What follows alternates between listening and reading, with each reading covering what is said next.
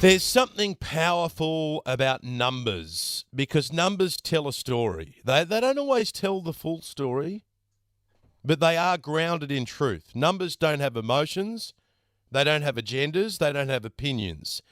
And we've crunched some numbers regularly recently, and you seem to like it when we really break things down just to show you all the other things that are going on in the world apart from COVID, all the other diseases and illnesses and conditions which are a problem, even though we have this one-eyed view of COVID at the moment.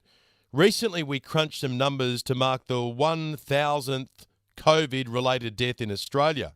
We told you during the same period, 200,000 Australians had died of other causes. And when we shared that with you, a lot of people were saying, wow, we want to get our hands on those figures, put them on the website, put them up on Facebook. So we've got a few more for you. Now, a key source of these numbers is the website for the Department of Health, and they've been republished in The Spectator. And some of them really jumped off the page and grabbed my attention. So, in no particular order, for starters, if you're over the age of 90 and you catch COVID, the odds are on your side to survive. You might think that you're likely to die, but Aussies aged over 90 actually have a 60% chance of overcoming COVID. Now, that surprised me. Mind you, there are 40% who won't survive, but odds are, if you're over 90 and you catch COVID, the odds are on your side to survive, which is encouraging. And these numbers are up to date as of last week. Now, what about this one? If you're not an aged care resident, your chances of surviving COVID are more than 99%. That's encouraging and that's worth repeating. If you don't live in aged care, you have a 99% survival rate when it comes to coronavirus. Approximately 66% of COVID deaths in Australia have happened in aged care. And that'd be largely because of the big outbreak in Victoria. So if we take aged care out of the picture, the case fatality rate in Australia is about half of 1%. That's the case fatality rate if we remove aged care.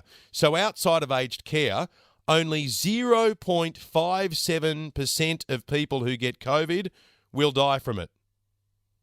Including aged care, the overall case fatality rate is about 1.6%. Now, in 2021, the overall case fatality rate has fallen even lower to less than half of 1%. So this is encouraging. It doesn't mean that we ignore it, but we need to keep this in mind. Delta is more infectious, but it's less deadly. Remember when Delta came along?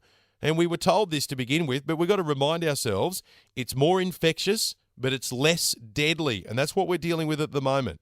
So since the Delta strain arrived, the case fatality rate in Australia has dropped significantly. And it's not just COVID killing these people. 73% of people who died from COVID had pre-existing chronic conditions. 73% with pre-existing chronic conditions. 87% had other conditions listed on their death certificate. Now, what about people in the first half of their life, the under 50s? Did you know more than 75% of people diagnosed in Australia are under the age of 50? 75%. The case fatality rate for the under 50s, in other words, how many of them actually die, well, it's about 1/3 of 1% for the under 50s. 0.034%. For the first 8 months of this year, the rate of hospital admissions for the under 50s, 7.2%. ICU admissions for the under 50s, less than 1%. For the Australian population as a whole, the hospitalisation rate and ICU admission rate is even smaller. 4.6 of positive cases end up in hospital. That's 4.6% in hospital. 0.8% end up in the ICU. Less than 1%. That's the overall population. What about young people? Well, from June to September, the number of positive COVID cases recorded in the under 20s has more than tripled. But while the case numbers go up, There's only been one death recorded in the under-20s, a 15-year-old boy from southwest Sydney, but his family and the hospital point out he had pneumococcal issues. So he had other conditions, pneumococcal meningitis it was. I'm just having a look at his case file here, based on what his family shared with the media, and it also came via the hospital.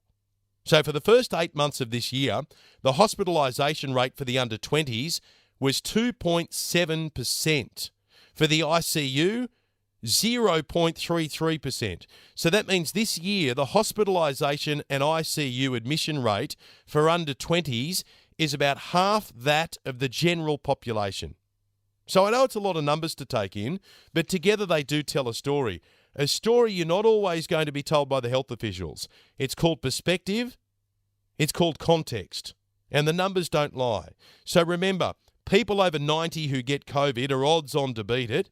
Outside of aged care, there's a 99% survival rate. This year, the overall case fatality rate is less than half of 1%, and only one person under the age of 20 has died with COVID, and not necessarily because of it. So after you take in those numbers, ask yourself, how do you feel being locked down for 12 long weeks? What's it like running a business without any customers? What important events have you missed out on? And when are we going to realise this is overkill? It's time to ease us out of the lockdown. 20 years ago on September 11, the terror attacks in America changed the world, but we didn't stay grounded forever.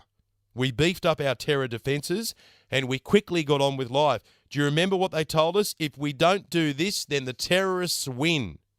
Well, right now in Australia, we're letting the virus dominate us.